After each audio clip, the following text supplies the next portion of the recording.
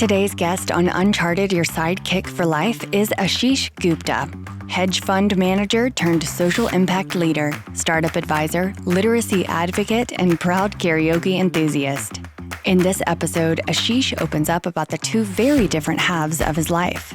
One spent chasing returns in finance, and the other building a future where every child has a shot at learning to read. From managing millions in hedge funds to scaling a global edtech company, Amira Learning, Ashish's story is about more than a pivot. It's about purpose.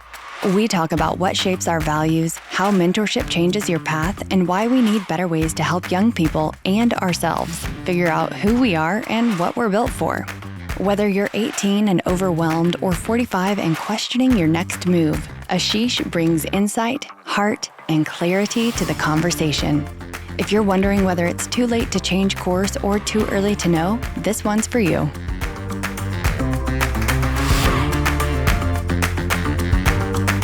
Welcome to episode 5, season 4. That's a huge accomplishment. I mean, that's a lot of episodes in a short period of time. It really Lots is. of great people. So by the way, we're going to both enjoy this episode because I already know what's coming, but also think about people that you want on this podcast because we're looking for mentors that can lend knowledge, and that's all this is about. But before we get started, just do a real quick intros for everybody. Go ahead and start, Gloria. All right. My name is Gloria Park, and traditionally I work in wealth management, but I like to tell people that I help people create a efficient path to achieving what they want. So primarily work with business owners, also working on a book that's primarily a roadmap for helping aspiring and also some seasoned business owners just find a better way to doing things much more efficiently. So Can always use efficiency. Mm-hmm.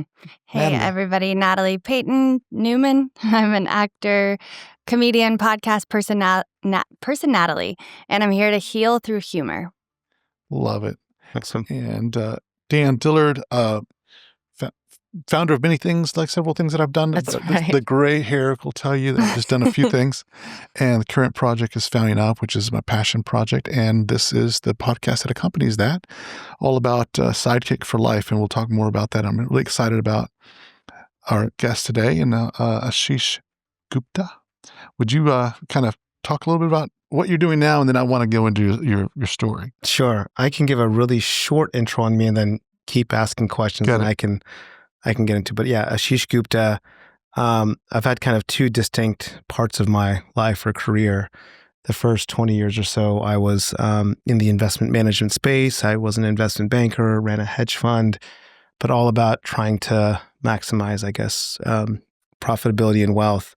And the last, roughly 10 years of my life, I've been really focused on social impact, both as a investor, as an entrepreneur, but largely just focused on helping early and growth stage companies, particularly ones who are focused on improving humanity in some way. And so for the last 5 years specifically, I've been working with a company, help lead a company that helps teach kids how to read, both English and Spanish, but using AI in a way that's meant to be sustainable and scalable and much more affordable. And now with Amira, that's the name of the company and the name of the avatar, Amira Learning, we're with close to 5 million kids across 19 countries. Wow. But it's something I'm very proud of. But there's been a number of other organizations and companies that I've helped start or help grow over the last 25 years. And we'll pause there. Yeah. How's that for the stage set? That's so Isn't that great? cool. There's so many things. 5 million kids learning how to read in 2 different languages. There's Wow. I wanted to stop there because I want to give a little bit of more kind of connections here. Natalie's working on, and you can talk about your podcast because I want Great. there to be some Thanks, synchronicity Dan. there. I have a children's bedtime podcast called Snories, So cool. and it incorporates mindfulness and stories that you or I grew up with, but also stories from around the world that are told by people from those cultures. Like we have one from China, told by a Chinese actress, one from India, told by Melanie Chandra. Anyway, it doesn't necessarily teach kiddos how to read, but it teaches kiddos how to ground themselves. Sure. And one day we hope to have an accompanying book that will go along with the podcast. Dan, I just got the prototype for my first product, Nice. a deck of affirmation cards. That's fantastic. Who he helped me in so many ways get that over the finish line, talking to the right people and advising me. But I just got it in the mail. Awesome.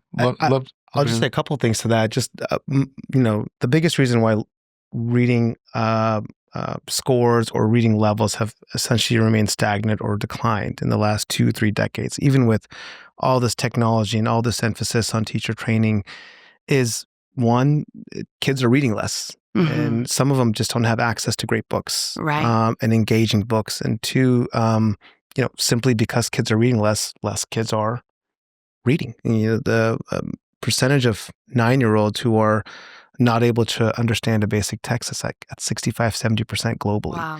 The biggest reason is access to great books, access to time with an adult or a caring individual who's willing to sit down and reading an engaging or contextualized book to them. So kudos for what you're doing. It's great. Thank you. Yeah. Just thought there were some nice connection points there. Okay, so let's get into the story. So typically how we start with our guests, just for the audience to get to know and also relate, because what I found, and I think you and I talked about this over coffee, as I was building the magazine and talking to hundreds of entrepreneurs, I found maps. Much like, Waze takes you from point A to point B, and it's all maps to get there, and there's roadblocks, and there's different ways to get there. I found that no matter what these entrepreneurs that I talked to did, no matter what background they had or what roadblocks they had, there was always a map that got them around a certain place and got them to show them the bigger. They went from more of a box to like, here's the open world. Yeah. I had one of our podcast guests describe it as, before I jump into that, what I found is also very common is mentorship, because it was that mentor. It was, we were in a box to a certain point in grade school, called whatever your education was. And then you don't know what this map looks like because you're kind of like this box. And then along comes a mentor that says, do this, and it opens up the world for you. And that's what I found was common in the 300 plus interviews I've done so far.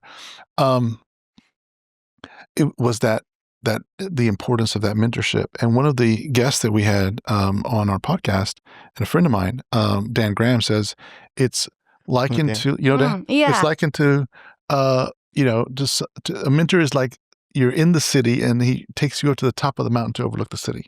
And that's, and I thought that was such a great analogy. It is. To that. So now you've got the backdrop of what we're doing, why we're doing, what I found through my journey. And so love to start off with our guests is kind of finding out, first of all, what that box looked like for you. Like when you were 10, 13, what did you want to be? And then how did that change? Oh, you can take us through that story. Because it's a fun story. It is a fun story. And the reason that I find is a lot of other audiences in the magazine, the podcast, they like to relate to people and say, they can picture themselves in that. That's why it's so important to go back to that story.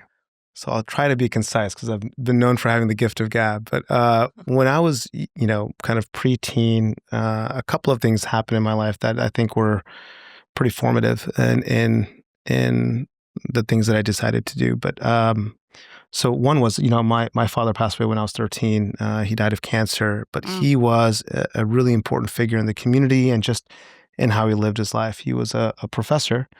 But more so, he was a social worker. He really cared about a lot of causes, particularly women's education, big proponent of education, getting the community together to do different things culturally or just have fun. Mm-hmm. And so, even though he passed at a young age, I think a lot of my desire to do something for our community, to lead, stemmed from kind of a lot of his personality and his charisma. And so even as a teenager, I found myself wanting to lead organizations or organize or kind of be the person with the loudest voice in the room, at least, right? But the other thing that I, if you're asking what I wanted to do when I was young, I actually enjoyed singing. And I was like, I would play football and basketball with the kids outside, but then when we would go to these kind of parent parties or these parties with, families, at least in Indian culture, you would sit around and recite poetry and sing songs. Nice. And Yeah. Indian songs or songs in Hindi. And I actually enjoyed that. Right. I would actually be asked oftentimes to sing at different events. I had a decent voice. I love that. I never had the talent for that. I was always jealous. Yeah. Honestly, I don't know if I was incredibly talented. I wasn't like formally trained. I had a minor training, but Right. I enjoyed it. It was rare to find someone that's like 11 years old that liked to sing. And a boy at that. And a boy. And at that time, it was like, it probably wasn't, it was frowned upon, definitely. It definitely wasn't a cool thing to do. I think Glee didn't come out until I was in college, unfortunately. So that quickly kind of went away to like playing more sports and doing more traditional things that boys that are 15 or 16. But if you were to ask me what I wanted to be growing up, I wanted to be a rock star. Nice. I liked being in front of people. I liked entertaining. And here you are. I don't know. I would say today, I mean, one of my most favorite activities to do is karaoke. So we have a group of people that Nice. would go. So that came back. It came back. full circle. It was just funny because I just spent a lot of time doing karaoke with my What's your family. karaoke song? Oh my God, there's so many, both in English and in Hindi. But like, I don't know, Pour Some Sugar on Me, Brown Eyed Girl. I mean, it goes all the way from like Metallica up to like even some more recent ones. Some of the country music stars like Tracy Chapman, Luke Combs. So it's a wide gamut. Cool. Creed. You know how some people have the gift of memorizing songs. Yeah. I've never. I mean, I like music, Right. but I've never memorized artist songs or like that. I could carry like maybe a verse or two, like, Right. and then the rest I just like. Come on. That's And so I've true. just never had that talent, and so many people do. My niece and nephew know the words to every song they hear a couple times. I have a karaoke funny story from when I was like 12 or 13. Okay. And this maybe traumatized me, right? Oh, let's hear it. We were at the Tri-State Fair, Okay. right? And my uncle, and they have this like, they would do the records. You'd go up on stage and you'd karaoke a song and they would record it and it'd be a record. Oh, cool. And so one of my uncles is like, pushes me to go up there. And the only song I recognized was Power of Love by Huey Lewis. And I was like, Gosh. Good song. all right, I'll go do that. And I got up in front of like everybody. The entire state fair. Well, it was like Three states. it was That's right. not all over in front of me, but it was 100 people probably. Wow. And I'm up there and I'm singing. I can't carry a tune to save my life. And the only thing, Power of Love is the only thing I can remember. Like my memory goes complete. Like I thought I knew the song, Wow. and then my memory just goes out the window. And like even though it's playing there, it was just such a stage. And so that kind of did it for me. I was like, Yeah. this is maybe not not for my you. thing. Oh my gosh, I'm so But, glad you shared I that. carry that. With me, There you that's go. what it is. You have people that have talents in certain areas, and you respect that, and you move on. Most Takes of all life kinds- is a process of elimination. Right. The That's things that so you true. probably don't want to pursue, and then after that, you figure out, okay, these are the things that I'm good at. Yeah. So, I just learned that we learn 70% of what we learn and retain is through action. Hmm. So you just said the process of elimination. And so like it's in the doing that we learn. And you and I can talk about that till we're blue in the face about how lecturing does not a good student make. But yeah, it's in the action. totally. All right. I was going to just mention, like, even karaoke relates to reading too, because So true. it helped me learn Spanish and Korean. Wow. Yeah. Because I love karaoke. It runs deep in my blood. I love that. I love it so much. If you don't mind me asking, not to not your to be favorite song? stereotypical, but what part of East Asia is your family from? Oh, South Korea. Asia? I was gonna say I'm Korean. most of my Korean friends, I don't know of a single one that does not like karaoke. It's so Very true. fair. So again, New I York- I don't mean to generalize it. That's Sorry. No, where but we would it's- go is K-Town Yeah. to sing karaoke. Exactly. It's so true. Even in Korea, you just walk down the block and there are these private studios where you can just rent a room and for That's hours and have a ball in there. Feel like a rock star because there's like disco balls and all these lights and They've like corner of the market. amazing Yeah. sound system. I love that you bring that up, though, about the reading and how it helped you. Yes. Because I guarantee that is how my nephew learned how to read by the age of 2, is because we always had the captions on the television. Yeah. And then suddenly he's picking up books and reading. And at first we're like, oh, he's memorized that. And then he would pick up a different book that we wouldn't read so often. We're like, okay, this kid knows how to read. But I guarantee it's from the caption. There's And- an and- idea There's something about Yeah, oh, good. Huh? There Did could I be an unlock idea something? there. No. There might be. I'm thinking, I was just thinking in our product, could we actually have something where we actually ask kids to, have poems or have songs where kids can sing as opposed to reading. But yeah, that's a great point. Yeah. Well, to your point, I know that some of my favorite things to do when I'm going to read something, like if there's a way that it's being read and the captions are there as I'm reading, I'm learning 3 ways and so much faster. And I'm also learning pronunciation and different things. And so one of my favorite ways to read the Bible is like I just have it play as it's reading, and it's at a speed. So I got to like go to like 1.6 or almost 2 to read as fast as I read. But then it also like all these difficult words that I wouldn't know how to pronounce is like, boom, done. Okay, cool. And so there is something to having it read to you and displayed at the same time as you're reading that so has true. you memory just like exercise. Okay, back to your story. Okay. So now we're at football and basketball, football and what? Well, I was mostly into basketball and soccer, but football in another country is called basketball. Soccer. That's right. That's right. So then you're at this stage, and then where do you go from there? Is it college? Do you have an idea what you want to do in college? What does that framework look like? Yeah, no, it's I think had my father been alive, I would have definitely gone into medicine. His dream was all 3 of his kids be doctors, marry doctors, and open up a Gupta hospital. That was wow. vision. And then hire Sanjay and exactly. Yeah. Sanjay Gupta is actually my uncle. Are you serious? No, I'm joking. I love him. He's great though. He's great. Was that? I feel silly, but I no. It was a joke. Okay, good. But yeah. So, but I think I say that only because I decided I wanted to follow the money in high school, and said I wanted to do something either business or law related.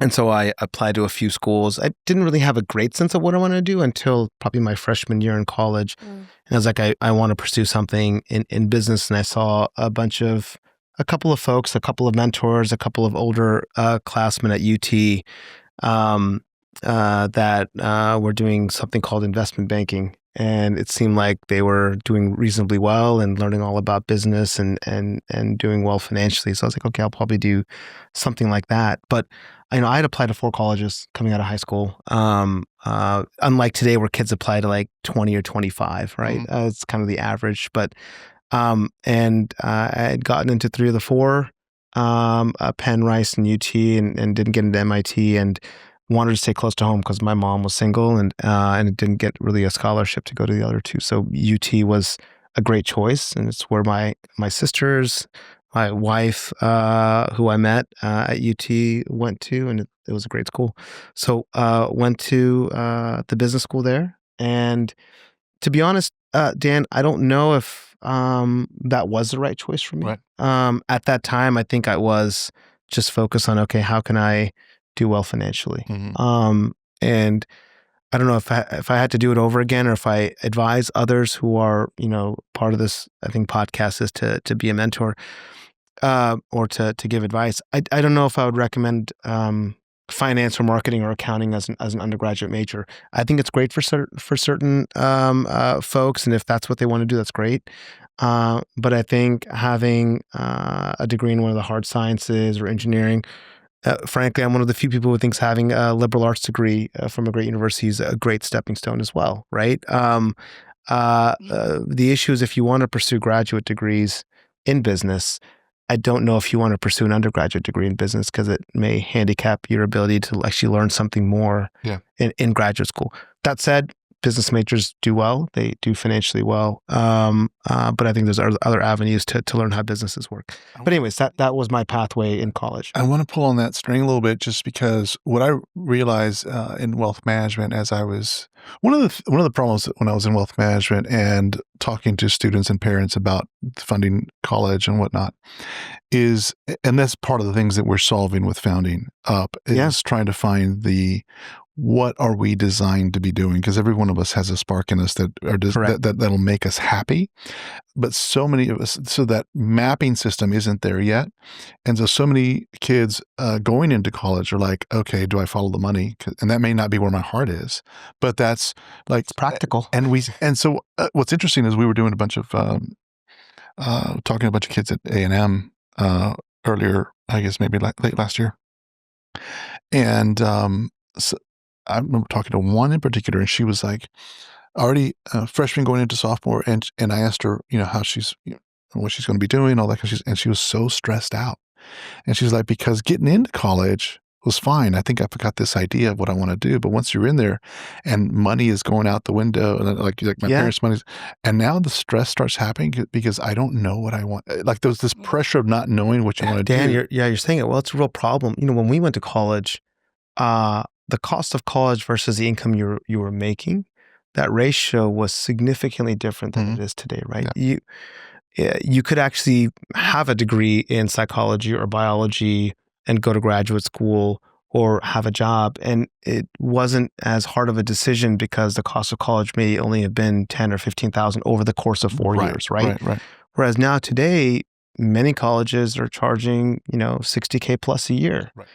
You're essentially priced out of, again, unless you belong to a really affluent family, you're priced out of getting a liberal arts degree. You have to get something that's in the hard science or in engineering or in business and get a job. And that was what I immediately heard, after. Yeah, that's what I heard her saying. She was like, well, I wanted to do this, but now it's like, now it's time to get serious and make a decision. And it kind of saddened me. Yeah. Because it's like, oh, that flame is dying. Yeah. Because it's like, here's what I want to do, but I don't think that's realistic. I don't think that's practical. I need to go be an accountant or something. Right. And then it goes to my mind, because I've also, go in the practice of wealth management, in working with thousands of families, you have those people that worked 40 years as an engineer or 40 years as an accountant, and they're not happy. They're just like doing the thing because that's what paid the bills. And you just look at this cycle. And so, so that's, I guess, that commentary was to set up this question for you is, I know that, and we were just talking about some of the advice you give entrepreneurs and everything else, but do you have any advice, since you went down this path and you followed the money, do you have any advice for students, given the pressures they have now, as to what they should, should they follow their heart? Should they follow the money? What should they do?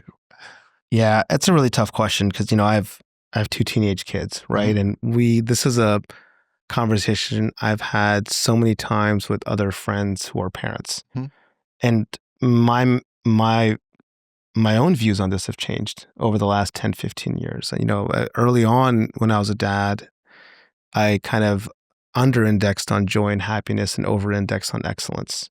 Mm-hmm. Didn't really care so much about what if you wanted to be a chef or an artist or an engineer or a physician, whatever fits in with your skill set, your natural inclinations, your talents, you should pursue, but you should pursue it with vigor, and you should try to be the best at whatever you're doing, because only then will you find something. I mean, any profession can be commercial and you can put food on the table as long as you're doing what you're meant to be doing, right? And, I still believe to some extent that's true, but I definitely index more on the joy and happiness part, but with the caveat that if you're wanting to pursue something, if you have a talent in something, let's say, that is a high risk talent, or it's a talent that, when I say high risk, meaning that only a very small percentage of people, if they do well, can they do really well, and everyone else end up starving or not able to put food on the table. And this actually parallels well with entrepreneurship. Give yourself a timeline as a parent and as someone who's pursuing it. Say, okay, I'm going to try this out for 2 years. Let's say it's someone who's a really good soccer player. And we see this with athletes a lot, right? It's, if you want to pursue it professionally, like it's a very hard and long road, right? And so give yourself a time frame of what you want to see yourself doing in that time frame. If you're a musician or an athlete, after that time frame, assess where you are, and if it's something that you can make commercial or be self-sufficient with, then continue to pursue it. If not, then pivot. You have to fall back and pivot on something that maybe is lower risk. And again, I think you should always know yourself well enough as a teenager, or as you're coming of age into, and this is where I think parenting is really important, is as parents, we should observe what our kids' natural inclinations and talents are. Are they a relationship person? Are they good with numbers, right? Are they using their right brain or their left brain more? Are they, how can we help them with their critical thinking skills? We have to guide our kids in that way and say, okay, I've observed different aspects of your life from childhood to now, and I've always noticed these certain traits or tendencies with you or others. And Yeah. based on that, and I think this is where perhaps your company can really help folks, but based on those natural talents, those the inclinations and those the things that you're interested in, you can create a list of professions that some being more commercial than others for somebody. Yeah, so I really like how you frame that, and it fits well with kind of how I look at things. There was a couple of learnings that I had over the 25-year career I had in financial planning. One of the learnings was parents aren't as well equipped to, it's not like 3 or 4 generations ago where if you were a blacksmith, your family just became a blacksmith. And I am an expert at this and I'm going to give you the business, right? Now it's like, I want to do this and I'm an expert at this, but my kid wants to go do that and I have no idea. Sure.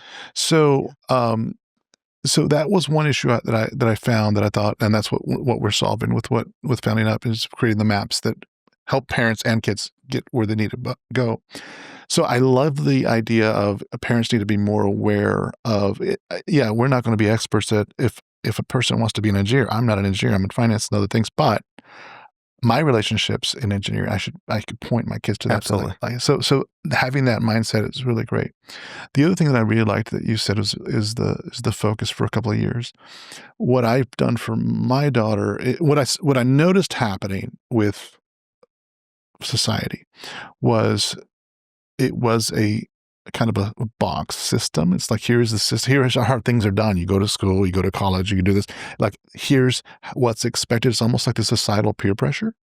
And the one thing that I didn't want to have for my daughter was that peer pressure. And so I love the idea of gap year. I love the idea of, I think about the brain still developing and figuring this out. And I think about this from a financial standpoint. I think you'll appreciate this. I found myself helping families, Wall Street, saving for college. And at 18, when I saw the family say, "Here, son, go figure yourself out in college," right. It went to Vegas. You follow me? Yeah. At that point, it is speculation at that point. You're right. Point, I'm like, this is no longer an investment. This is just like slot machine. Yeah. And I saw some of those degrees that came out of that, and I was like, okay, that's not going to be used. It's hard though, right? Because as a parent, you want to be supportive of your kids. You want to be supportive of education. Yeah. But then in the back of your mind, you're like, I'm spending $150,000 on what? And exactly, you want to have some influence, but you also don't want to have too much influence because you want them to find their own path. But to your point, there needs to be a way for a student and a parent to find that right path. So my thought with my own daughter was just I pulled the pressure away, and even though she'd come home from high school like in tears sometimes because there was like these colleges that had visited her and all these people had all these plans, and she was just like, I got to do that. And I would just say, hey, let's take a chill pill. They're not your parents. This isn't the end of the world decision. We can take time to make this happen. And I would always point to her that people often graduate in the late 20s, not early 20s. You've got some time to make this happen. So I always kind of supplemented or the grace of time. So you've got time. You don't have to do it this way. You're not going to fall behind. Yeah. And to me, it was always a better financial and just a better decision to like be ready for it. Like you're in investments, this is like, you don't just throw money at the wall. You like study and make sure it's the right timing. And then you go with that. So I'll just add a couple of things, I think now that you were also going to say something. I'll jump in it after. But again, I'll try and be concise on this, but like I look at my 2 kids, right? Son, intellectual horsepower pretty high. He gets stuff quickly, right? He does well on tests. Very indecisive. Still doesn't know what he wants to do. Uses both sides of his brain. He should go to university that gives him a lot of choice, at least in that first year, where he can take a lot of different classes and kind of figure out what he wants to do in a way that makes sense for him. But also know that, okay, can he use both sides of his brain in a way that makes sense? Like something like architecture would make sense in that way, right? Because you're again using both the the creative Rhode side. Island School of Design. Exactly. That's what came to my brain. Daughter, different. School comes a little bit more difficult, very decisive, loves tinkering with things, like loves puzzles, can sit for hours on something and patiently do and work through something, right? That's what you think. Yeah, could be, or it could be she's more of your traditional engineer, great problem solving, very patient, loves to solve problems, but there could be a wide range of things, but hers is going to be targeted. Not every environment for her she's going to excel in, right? She wants to actually go somewhere international. So somewhere that's probably more technical, but it may not be the best university in the world, right. But she's going to find a pathway that I think is going to really work for her, but that caters to that right. aspect. Two very different kids, but there's opportunities for both of them to thrive, but in completely different environments. If you forced my daughter to do something where she had to get great grades to get to medical school, she'd be miserable, right? Because I know that's probably not where her mindset is right now or her natural skill sets. But if you asked her to study mechanical engineering and build something in robotics, she'd be so much happier potentially, right? Yeah. I'm just saying as an example of just observing your kids, right? It's so true. I was just going to jump in and say that a handful of my cousins' kids are graduating from high school this year, or just did, as of this week. And I want to encourage them that like trade school is an option as well. Absolutely. Like one of my cousin's kids, I'm going to take to the esthetician school to tour and look at that because that's what she's interested in. Yeah. And another one of them is interested in modeling and performing, and okay, go for it. Try it out. Give it a timeline, like you said. I love that. But then I also wanted to share that I just heard a story from one of my mentors. They were talking about their daughter literally freaking out that she doesn't know what she wants to do when she grows up. And she's a sophomore, so she's going to be a junior next year and then do all the SAT stuff, if that's still a thing. Does that still happens? Yeah, it does. Okay. But she was like, so-and-so already knows they want to be a dermatologist, and so-and-so already knows this, blah, blah, blah, blah, blah, blah. And it's okay to not know what you want to do when you're 15. Exactly. And they're like, and so-and-so's going to change their mind 1,000 times as well. Exactly Like, that was my daughter at that age, exactly. sure. So she knows she wants to get into sports, but maybe she wants to be in the public-facing arena, like be one of those cool women who, commentates on the games or sports marketing. So she's navigating that. But my heart went out to her because it's like, you don't have to know right now. That's right. But explore, try things on, process of elimination. Just a parallel to entrepreneurship or to those that are starting a business also, so many people don't spend enough time in that exploration phase. They don't know actually how to explore, how to do research. They think they're wanting to make a decision. Oh, this is a great idea. I'm going to pursue a business in this, or I'm going to pursue a career in this. And when you ask them just even 4 or 5 questions, poking at why, they kind of freeze.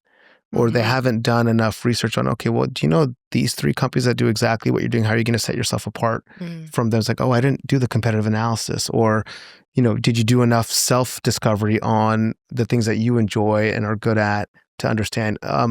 Maybe you shouldn't pursue the military because you're afraid of the dark and you don't. Right. For example. That's not really, what your skill set is. So anyways, in that way, maybe don't be in submarines. Yeah. Right. Exactly. I saw a show the other day where these guys would, like in this old submarine, would like get shot out of these. No. Torpedo shoots. I just watched Mission Impossible. No way. Totally. To follow on your point, and what I wanted to say all that as well, it reminded me of a conversation we had with a client at one point. In that, and also ties all this, some of the things that we're teaching at Founding Up is the micro learning is so important. So this, like, if you're interested in this, go explore that. Go take a Coursera course in this and see if it just start developing that. A trade school is a shorter period of time. It's a lower investment every time, but go see if it's what you are. Right. But then I also couple that with don't stop. Right. It's like, don't think. So I think so many people is, I'm going to go do the trade school and that's it for me. Like, I'm going to be this career in this. One of the conversations that we had, I remember a few years ago with a client where wanted to go into cosmetology and hair open a barbershop. And one of the things that we discussed with him is like, that's cool and awesome and all, but have you thought about taking that to the next level and having a chain of barbershops? Because now you go into this financial freedom realm versus having to be there every single day. And that opened up his mind. He had never thought about that. So it's like this one, it never stops with the trade schools. Like, do there, but what else can you leverage to continue down that path? Cultivate lifelong learning. That's so true. As an actual, skill or a habit. Right? That client's actually very successful in what he does now and is thinking that way. Like, that's the next step. So I love that. And you were talking about that before the show. Like, as I love to encourage people with this kind of stuff too, because even my husband's barber, he only goes to one barber. And he was like, man, just open up your own shop. You're so good. Right. Everybody I know I send to for like his wedding party gift, he got everybody, a tune-up at this thing. Well, now he's opened up his own shop. And he's like, thank you so much for encouraging me to do that. Another guy I know worked in the recovery world, and I was like, you have such an eye for photography. He messaged me the other day, like, thank you so much for encouraging me to go out on photography. I just broke my first 100K year.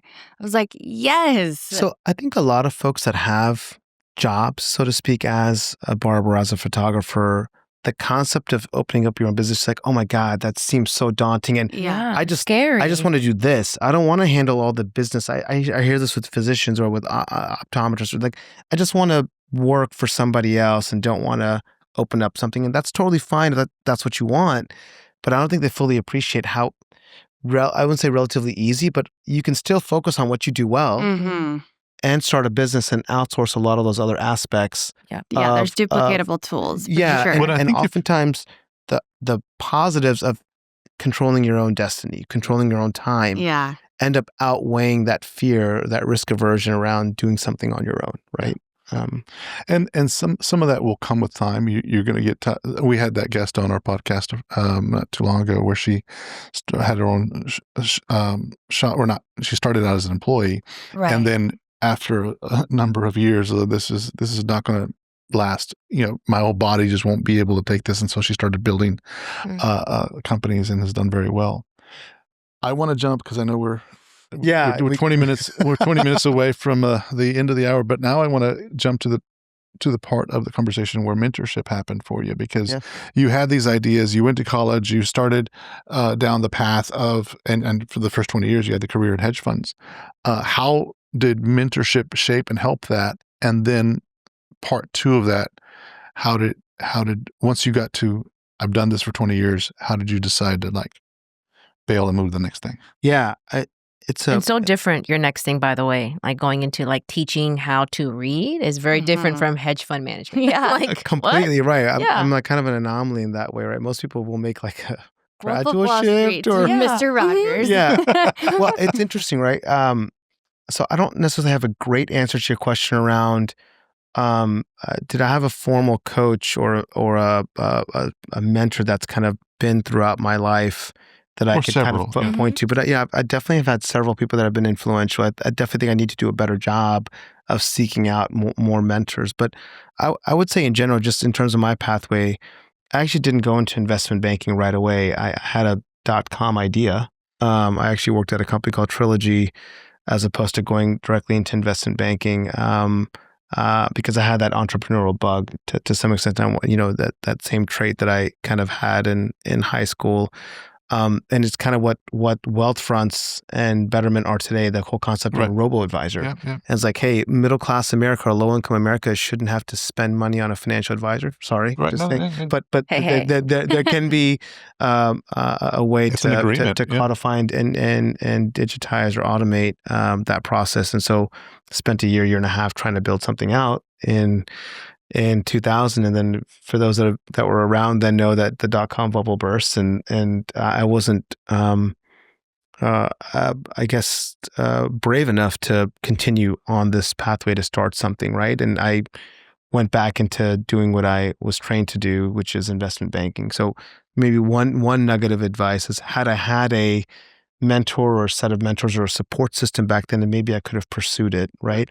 Or had I had maybe even a different upbringing that wasn't a risk-averse upbringing, do something that can put food on the table right away, do something practical. Don't take the shot because you could be out of a job for a long period of time. That informs a lot of people's decisions, and there's no right or wrong answer to it, right? But I think the decision I made at the time was, look, I don't have a way to support myself if I continue on the startup path. Let me go back and actually earn some money first. And so, I think my first mentor was a first investment banking job I had. He was an older gentleman, wonderful mentor. But what was great about him was he had done also a number of different things in his life. He was a petroleum engineer, and then went into kind of banking later in life.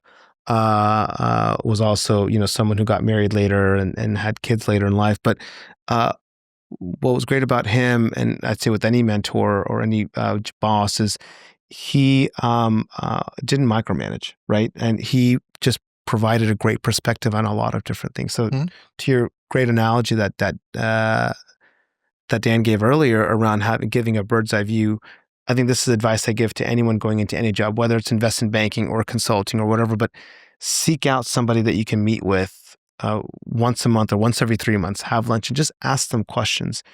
In certain professions, you get so bogged down in the minutia of creating pitch decks or, staying up till 2 a.m. doing stuff, or whatever, that you don't see the benefit of spending even an hour or 2 hours every few weeks with somebody to give you great perspective. And I think I had a couple of mentors at that first job that I was at for a few years that gave me the perspective of, hey, this is an advisory role. If you actually want to do well financially, instead of teaching people how to play poker, you need to be the one to learn how to play poker, right? So it's a concept of being an investment manager versus an investment advisor, right? Or someone that's running a hedge fund or running a company versus someone who's advising. And for me, that resonated with me.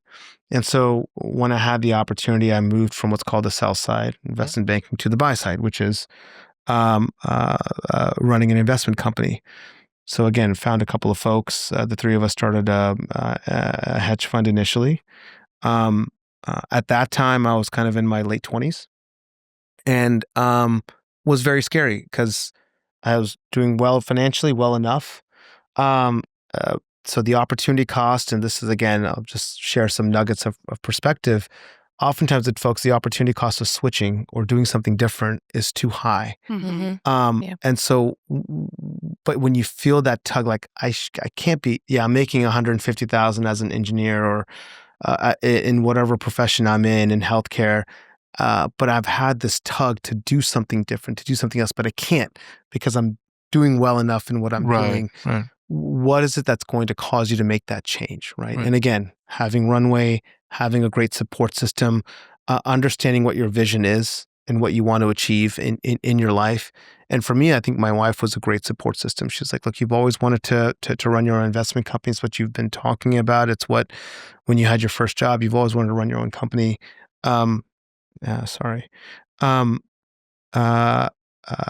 We had our first kid during that time. So there was a lot of reasons to say no, but she gave me the reason to say yes. And first year or two, we were kind of putzing along, wasn't taking a salary, kind of draining all our savings living in New York. But then, magic happened, so to speak. And it happens with a lot of folks that just know what they want to do. They're doing it with the right people. They have the right strategy. So that's when, that hedge fund took off, and that was kind of my first avenue to generating wealth. Right. But for me, wealth wasn't, I think, in my 20s and 30s, and even as a teenager, as I mentioned, kind of the pathway that my father kind of carved for us, which was, sorry guys, this guy's called me like 3 times, and hold on just a second. It's okay, I'll call him later. Was, just always do something for your community and give back to your community and do something that's kind of important. So I think my struggle always in the financial world was I wanted to do something that would have a bigger impact, a larger impact. But I had this other struggle, which is I wanted to make enough money. So you have two paths. You can do extremely well financially and then decide to give a lot of that money away philanthropically, or what you do for a living can have a lot of social impact. And so I decided to do the first path, which is I'm going to generate enough wealth. And then from that, I would try and help my community or the global community. But I think when I was running my hedge fund, I got to a point in my mid-30s where it became a grind and it wasn't enjoyable for me. So wealth turned into something different for you. It did. And for me, that? I was happy with a certain number. So for some folks, that goalpost keeps moving. If your goal is strictly financial, is $1 million enough? Is $5 million of net worth? Is $10 million? Is it 20? Is it 100? And so what one struggle is, unless you enjoy what you do. So that this is irrelevant if you actually love what you do. But if you don't love what you do and you want to make a shift, what is that number in your mind where if you want to reach some level of financial independence to make a switch? And so for me, I achieved that number in my mid 30s, mid to late 30s. And so I was like, I want to do something completely different. I just want to spend my time being a mentor, helping entrepreneurs, helping early stage companies who need capital, need advice, need perspective, or need connections, and spend my time doing that. Having really no idea what that entails and not having any formal training, but I was like, look, I just want to do something that is mission driven. And if you're asking me what the reasons for that were and why didn't I continue to pursue the hedge fund field, because economically that was a much better decision for me. I think it was a lot of my upbringing, a lot of my own personal belief of just doing good and doing something important for the world. And I have no other basis for that other than certain mentors that I've had in my life, spiritual and otherwise, the people that I've respected. The people that I've respected aren't the ones that have generated extreme wealth or aren't the wealthiest business people. A lot of the people that I learned to respect over time were humble people who, some of them who did well financially, but ultimately were just good, kind-hearted people whose entire mission was to just make humanity a little bit better. And I gravitated towards respecting those people more. So I wanted to become more like them. So that's a long-winded answer to your question. No, it was great. And I didn't and wouldn't have asked that question of you because I know.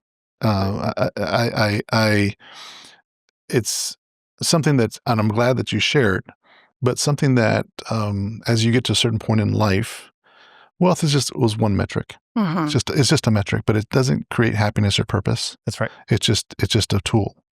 But there is in certain people there's calling, and the calling, no matter how you try not to answer it, it keeps ringing. It keeps knocking on the door, and that's what I'm hearing you, because I experienced the same thing. I mean, the reason that I'm following the path that I'm following is because I can't say no to it. It's just one of those things that's inside. It's got so loud, and you get up every day.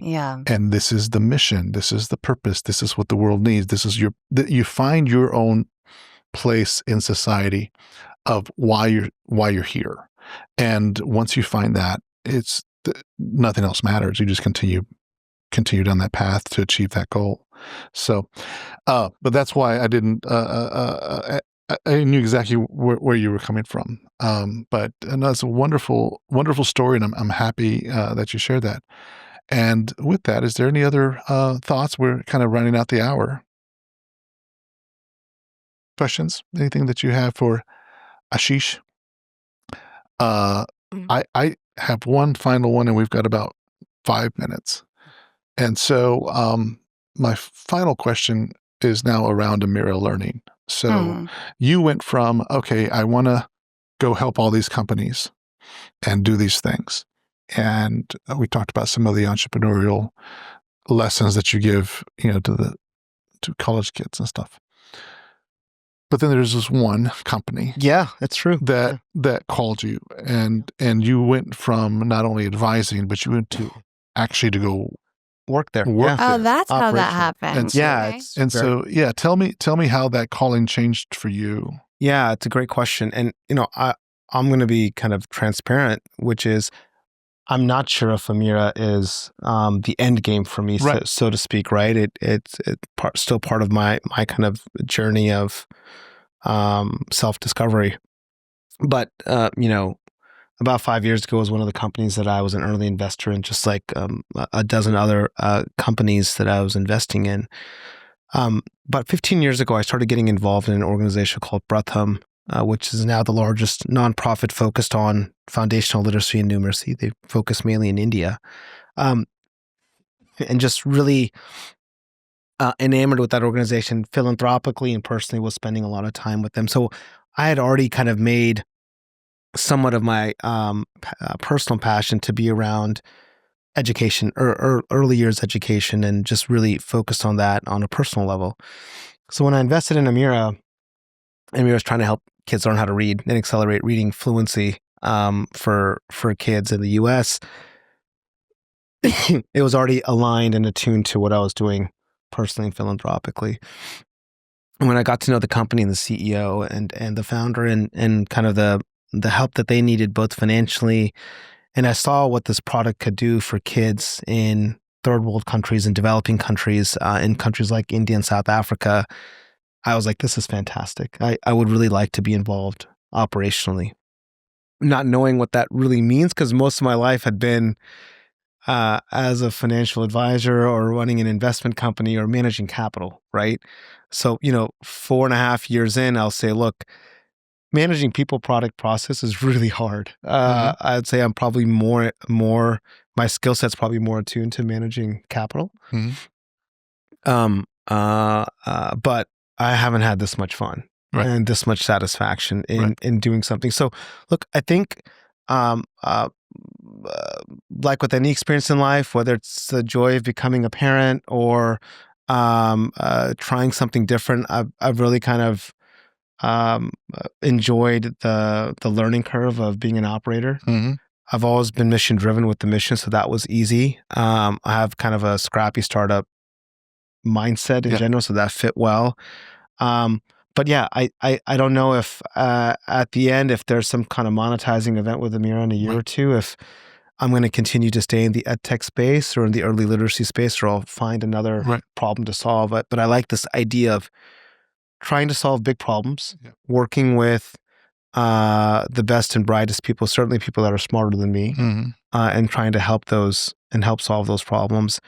And I don't know if it's going to be in the form of capital or as an financially oriented or as an operator. But right now, I'm loving this role of being, the chief strategy officer of the company. Love it. I was going to say, isn't it interesting how when you're figuring out who you are, school, college, all that, there's this, and you mentioned it earlier, these people already know what they want to be, and there's this internal fear that these people are smarter than me, right? And who am I, right? But then you get to a certain point in life, and I'm at that point as you are, where it's like, I love people around me that are smarter than me. Exactly. I was like, I want to learn from these people. I remember and it's like, I don't want to hire people that are dumber than me. I was like, I want, because it's like, it's interesting, right? When I was 21, 22, when I was at Trilogy, up until then, I felt like I was always like one of the smartest guys in the room, right? In high school and college. And then you go to this company where you're around these brilliant engineers and computer scientists, and I'm not even the average. I'm below average. It was really hard for me to deal with that environment. Like, it was depressing, right? And now kind of stepping into Amira, again, not being a former educator, not being a data scientist, you could easily see someone stepping into a role of like, oh my God, what did I get myself into? Very different mentality. It's awesome. Like, I'm bringing the skill sets that I have of, helping grow companies, but I'm surrounded by really smart people who are also kind. And it's great. Like, it's a different mentality, but I don't know if I would have had this mentality 20 years ago. Right. Well, the other part of this that I recognize is the different level of intelligence, because, one of my co-founders is a rocket scientist, right?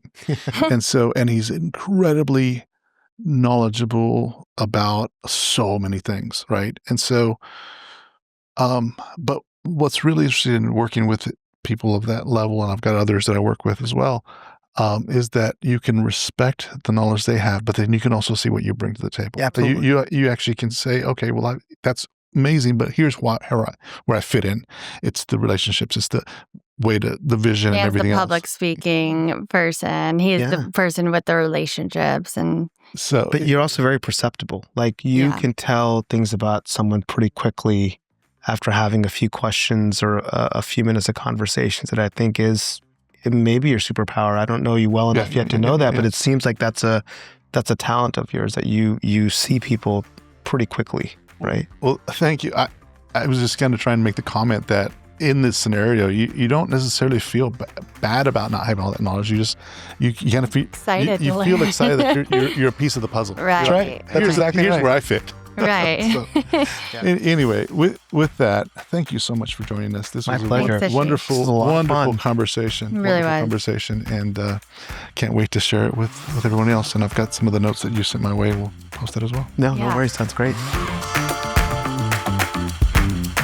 Thanks for tuning in to another episode of Uncharted, Your Sidekick for Life. Big thanks to Ashish Gupta for sharing his story from Wall Street to literacy tech, and for reminding us that fulfillment doesn't come from the biggest paycheck, but the biggest impact. If this episode lit a spark, send it to someone who needs it. Leave us a review, subscribe, and don't forget to explore more stories at foundingup.com/un-charted-podcast. Are you Gen Z with a story that needs to be heard, or a thought leader helping others navigate uncharted paths? We're always looking for bold, honest voices. Email us at info@foundingup.com or check out the show notes for details on how to pitch yourself or someone inspiring you know. See you on the next one.